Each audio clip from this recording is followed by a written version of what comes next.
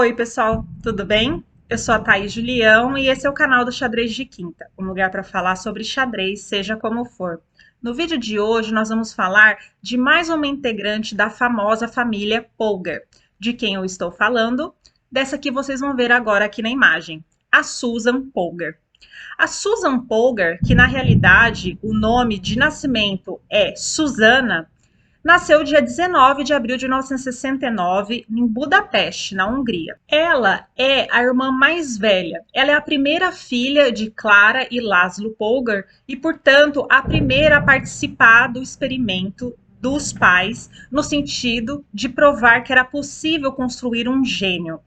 Ela, então, foi a primeira a aprender xadrez na família, e tanto ela quanto a Judite, contra a irmã também do meio, né, a Sofia, comentam que, como a Susan fazia uns treinamentos separados e as duas irmãs mais novas não podiam participar, elas ficavam espiando, ficavam de olho para ver o que estava acontecendo com a Susan. Elas narram essa história de uma maneira até um pouco divertida, né? Que elas queriam entender o que a Susan estava fazendo, né?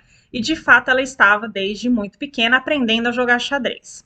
A Susan, então, ela tem uma história muito impressionante. Claro que nós conhecemos muito mais a história da Judite, porque a Judite acabou se destacando no xadrez absoluto. Mas a Susan tem na sua carreira feitos, né, conquistas muito significativas, e eu diria que tão significativas quanto a da Judite. E eu vou contar aqui para vocês um pouco dessa figura que também é muito conhecida da comunidade enxadrística, mas eu espero então apresentar para vocês algumas informações novas. O primeiro torneio que a Susan joga é aos 4 anos de idade. Isso mesmo. Aos 4 anos de idade, Susan então participa da sua primeira competição e ganha. Era um campeonato sub-11, não era, né, o campeonato mundial, mas enfim, era já muito impressionante o fato de uma menina de 4 anos ganhar um torneio sub-11, né, lá na Hungria. Essa foi só o primeiro, né, o primeiro de uma jornada, né, de conquistas, de campeonatos que a Susan venceu. Ela passou por muitas conquistas de xadrez de categoria feminino, né? Isso é interessante pontuar sobre a carreira da Susan, porque no início ela participa de muitos torneios femininos. E quando ela então migra para o universo do xadrez absoluto, ela enfrenta alguns problemas. Ela vai enfrentar alguns problemas e nós vamos falar disso. Bom, voltando um pouquinho sobre os títulos, né? As conquistas da carreira da Susan. Ela foi campeã mundial sub-16 quando ela tinha apenas 12 anos de idade. E com 15 anos, então, ela entra no ranking da FIDE, né, o ranking feminino, na primeira posição. Então, de fato, é muito surpreendente que ela, né, chegue a esse nível de xadrez tão alto, tão jovem. Além disso, a Susan tem também, né, como uma das grandes conquistas da sua história, o fato de ter sido a primeira mulher a conquistar a norma de grande mestre, cumprindo os requisitos que a FIDE estabelece. O que isso quer dizer? Quer dizer que as duas grandes mestres anteriores a Susan, Nona Gaprindashvili e Maya Tiburdanidze, conquistaram as suas normas por vencer o Campeonato Mundial Feminino. A Susan, no entanto, conquistou todos os requisitos necessários. Isso significa que ela fez as 3 normas, participando de torneios que cumpriam, né, todas as exigências legais que a FIDE coloca, e também alcançou o rating, né, de ter passado a barreira dos 2.500, também obrigatória. Então, de fato, em 1991, ela é a primeira grande mestre mulher a alcançar a titulação por requisito e não por ter conquistado algum campeonato específico. Além de ser considerada a primeira mulher a alcançar o título de grande mestre por requisitos, ela também é a única mulher que alcançou a chamada tripla coroa. O que significa? Significa que ela foi campeã mundial feminina nas modalidades clássico, rápido e blitz. Até hoje, nenhuma mulher conseguiu conquistar as 3 modalidades do Campeonato Mundial Feminino como conseguiu a Susan. Além disso, a Susan também integrou a equipe olímpica da Hungria e foi também campeã, né, olímpica. Então, além de ser triplamente campeã mundial, ela também é campeã olímpica e também possui medalha de ouro pelo desempenho no tabuleiro número 1. Ou seja, uma jogadora que tem, né, no seu currículo uma série de vitórias e de títulos muito significativos. Vocês vão ver agora aqui na imagem a evolução da titulação da Susan. Ela difere um pouquinho da Judite. Por quê? Porque ela sim passou por uma titulação feminina, que foi o título de WMI, 1982. Em seguida, 2 anos depois, ela vai diretamente, né, para a titulação absoluta de mestre internacional e então, em 91, conquista o seu título de grande mestre. Com relação ao rating da Susan, ela tem uma curiosidade que é o fato de estar atualmente com o mesmo rating que foi o pico que ela alcançou durante a sua carreira, de 2.577. Ela já não joga mais competitivamente, tem bastante tempo, ela se dedica a outras atividades relacionadas ao xadrez, mas o rating dela se manteve neste pico que ela alcançou no ano de 2005. Em relação às polêmicas envolvendo a Susan, eu vou pontuar duas aqui que eu considero as mais relevantes. A primeira delas diz respeito ao fato dela alegar que teria se classificado, né, teria se qualificado para participar do torneio de candidato ao Campeonato Mundial Absoluto e que a FIDE teria então negado o direito dela a participar.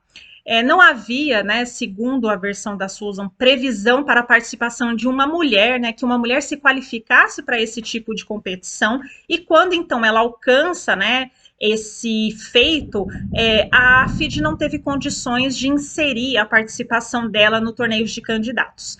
Essa é a versão, né, que a Susan nos conta sobre esse tema específico relacionado à participação dela no torneio de candidato ao Mundial Absoluto. A segunda polêmica diz respeito ao título de campeã mundial feminina.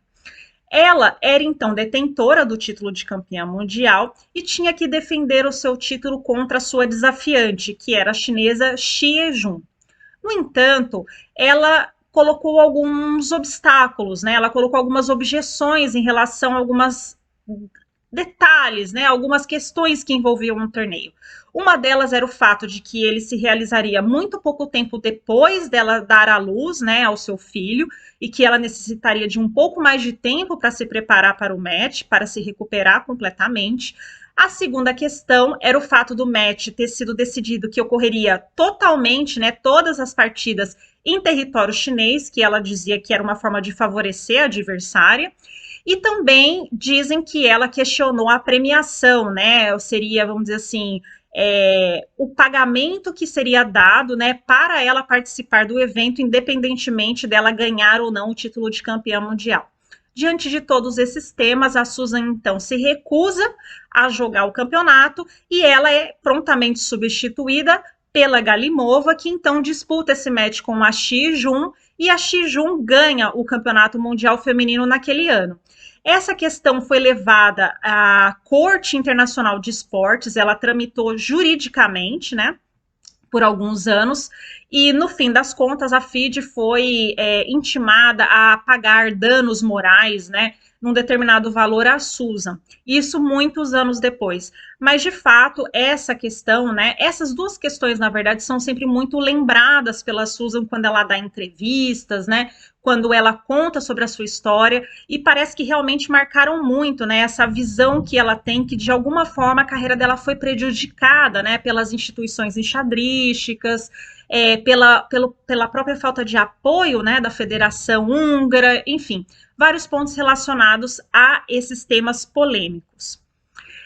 No ano de 94, a Susan se muda para os Estados Unidos e desde então nunca mais retorna. Nos Estados Unidos ela faz vida, se casa, tem filhos, monta um instituto, né, um centro universitário de treinamento de xadrez, se torna uma treinadora de xadrez excelente, capturando grandes talentos, né, do xadrez internacional para treinarem nesse centro universitário, e também com uma vasta, né, atividade relacionada a projetos educacionais, a publicação de materiais didáticos, a treinamentos, a palestras, enfim. Sem dúvida, ela ainda é muito atuante na área do xadrez, exceto pelo fato de não participar mais de competições. E é por essa razão que ela também não aparece no ranking top 100 mulheres da FIDE.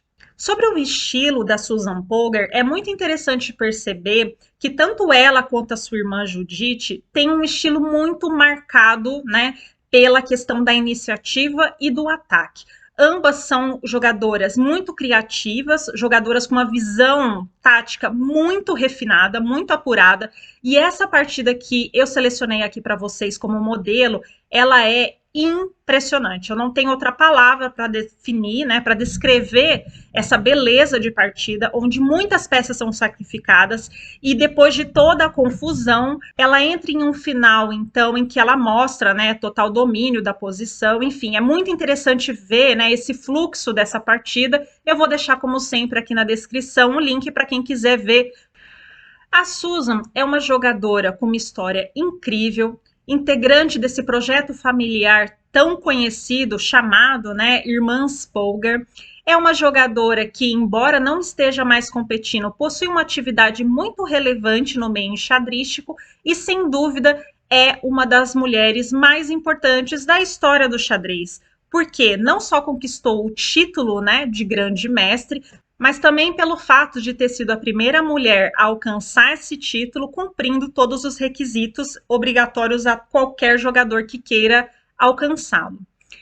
A Susan está em todas as redes sociais, Facebook, Twitter, Instagram, página no YouTube, tem uma página oficial muito legal com partidas, informações sobre os projetos dela, inclusive na universidade. Eu convido a todos a conhecer, sempre com as informações disponíveis aqui na descrição, e eu espero que vocês então tenham gostado de saber um pouquinho mais dessa personagem tão importante, muito conhecida, mas que não poderia deixar de estar aqui registrada nessa série Grandes Mestres, Grandes Mulheres.